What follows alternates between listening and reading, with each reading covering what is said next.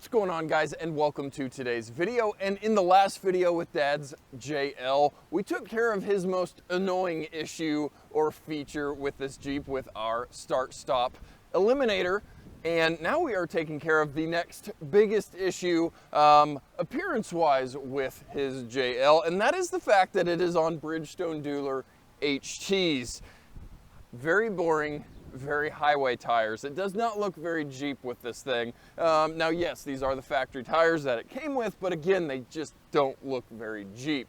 So we are doing a budget lift and a budget tire install, and you may be wondering, what are you talking about? There's nothing budget about a lift or tires on a Jeep, but we are doing a kind of part and piece together lift, which I've got less than $100 in, and I was able to find some halfway decent takeoff tires on Facebook. They're half tread or so, but they were pretty darn cheap.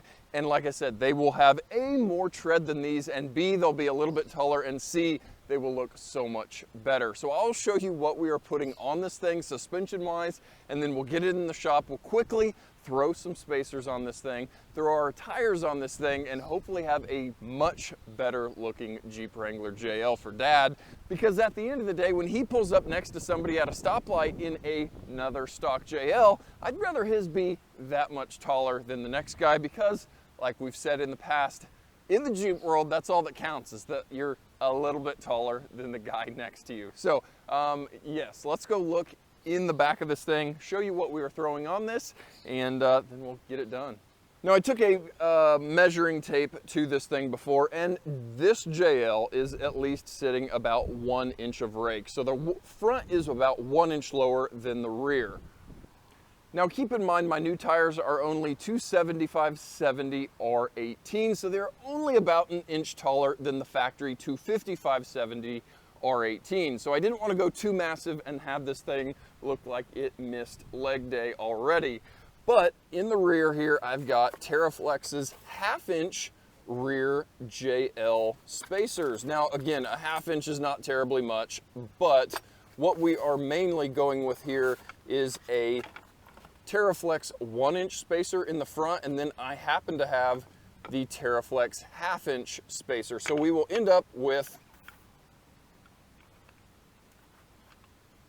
1.5 inches in the front, a 1/2 inch in the rear. And by doing both of those, we should go up a little bit, obviously, but we also should level this thing out to get the nose up a little bit off the ground. And then last but not least, I had a set of takeoff JT Rubicon Fox shocks. Now, yeah, that kind of makes it a lot cheaper when you already have a set of takeoff shocks, because you'd normally have to buy them, but regardless, we are going to fit a set of JT Rubicon Fox shocks. Now, have I ever put a set of JT shocks on a JL? No. Now, the fronts are going to be direct bolt-on. The rears are going to be a little bit different. I've already measured length, and the length is the same, but the upper bushing is going to be a little bit different, so we may have to throw a little bit of spacer up there just to take up a little bit of gap. But they're cool Fox shocks. We at least got to try bolting them on this thing. So again, here are those cool Fox Rubicon shocks that we will be throwing on this. And I can quickly throw a picture up of the Nitto Ridge grapplers that I picked up off Facebook. Like I said, they're 50% or so. They are not obviously brand new takeoffs, but they are better than the Bridgestone JlURs that we are currently running on this thing. It'll at least look a lot more Jeep-like.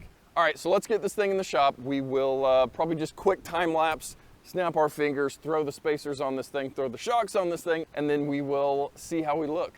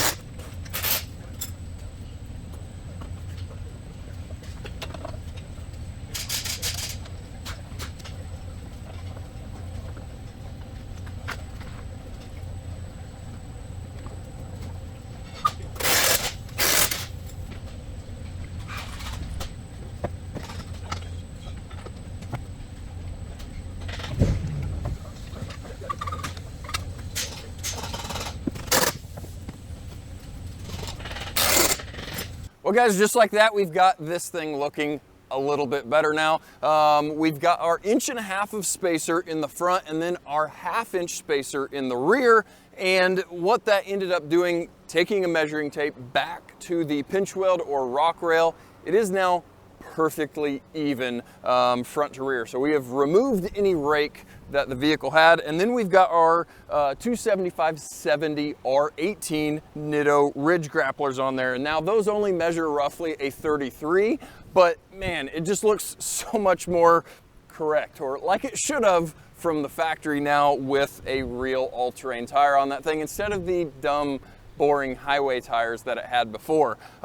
So yeah, we now have a proper looking Jeep. And now when Dad pulls up next to a stock JL at a stoplight, he's gonna be that much taller. And like I already said, in the Jeep world, that's all that counts, being that much taller. Hey guys, it's Tyler. While editing the video, realizing I never talked about the fact that I put the Gladiator shocks on a Wrangler. Thought I would kind of talk about that since I haven't done that before.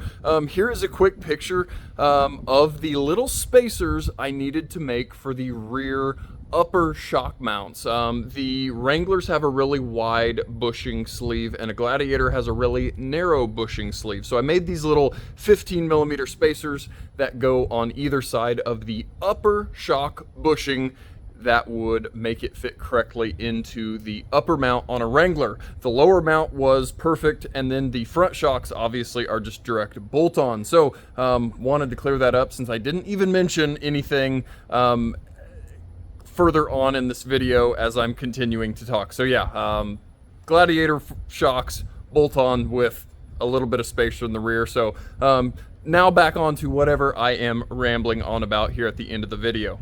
So guys, what do we have next on this thing? I'm not really sure. Dad is as bad as I am with finding cool new things to do to his vehicles, so I'm sure we will see it very soon on the channel. But for now, he at least looks a heck of a lot better driving down the road. So guys, I know it was kind of a shorter video today, just a little quick time lapse of us throwing some suspension on, but I had to show you guys an update with Dad's new JL. And guys, until next time, thank you so much for watching, and we'll catch you guys next time.